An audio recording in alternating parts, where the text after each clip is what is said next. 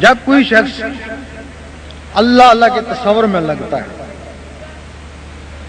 اللہ اللہ کا تصور جماتا ہے، تو کسی کے دل پہ لفظ اللہ جم جاتا ہے۔ ترکی میں ایک آدمی کے دل کا آپریشن ہوا، کوئی 4-5 سال کی بات ہے، اس کے دل کے اوپر لفظ اللہ لکھا ہوا تھا۔ یہ خبر اخباروں میں بھی آئی۔ خواجہ بہاوی نقشبند رحمۃ اللہ کو نقشبندی کیوں کہتے ہیں؟ وہ لوگوں کے دلوں پہ لفظ اللہ نقش کر دیتے، لوگوں کو نظر آتا۔ اور کوئی لوگ ایسے ہیں جو اللہ اللہ کرتے رہتے ہیں تو ان کے دل میں مدینہ بس جاتا ہے، مدینے کا نقشہ ان کو نظر آتا ہے، پھر وہ کہیں بھی ہے مدینے میں ہے۔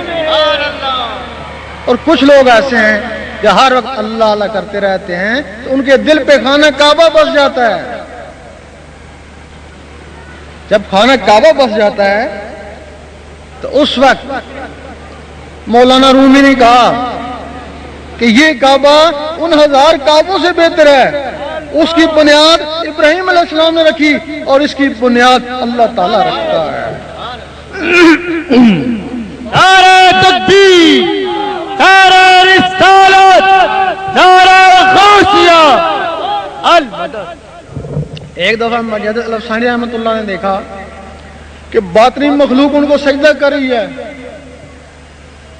آپ بڑے گھبرائے کہ استدراج تو نہیں ہے، سجدہ جائز نہیں ہے، یہ سجدہ کیوں کرے ہیں؟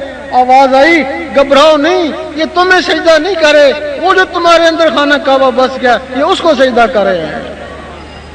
جب رابعہ بصری رحمۃ اللہ کے دل میں خانہ کعبہ آیا تو اس خانہ کعبہ کو حکم ہوا جا کے اس کا طواف کر۔ اس خانہ کعبہ کو حکم ہوا کہ جا کے اس کا طواف کر۔ شاہ منصور بھی یہی کہتے سولی پہ چڑھ گئے، وہ کہتے تھے تو اس کعبے میں کیوں جاتا ہے جبکہ تیرے اندر خانہ کعبہ موجود ہے؟ تو اپنے اندر خانہ کعبہ بسا، وہ خانہ کعبہ ادھر آئے۔ یہی کہتے سولی پہ چڑھ گئے۔ تو علامہ اقبال بھی کہتے ہیں،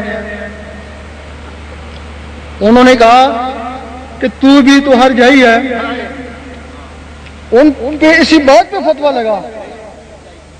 اب لوگ کہتے ہیں کہ حبل الورید اللہ تعالیٰ شارع کے نزدیک ہے، ہر آدمی کہتا ہے کہ میری شارع کے نزدیک ہے۔ علامہ اقبال نے بھی یہی کہا تھا کہ ہم شراب پیتے ہیں، کچھ بھی کرتے ہیں، تو بھی ہمارے ساتھ ہوتا ہے۔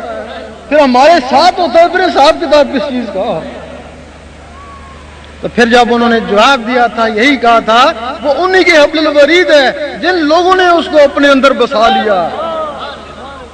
اور ایک حدیث شریف میں ہے کہ بندہ نوافل کے ذریعے اتنا میرے قرب حاصل کر لیتا ہے کہ میں اس کے ہاتھ بن جاتا ہوں جس سے پکڑتا ہے، اس کی زبان بن جاتا ہوں جس سے وہ بولتا ہے۔ وہ ان لوگوں کے لیے ہے جو خانہ کعبہ کو یا اللہ اللہ کو اپنے سینے میں بسا لیتے ہیں۔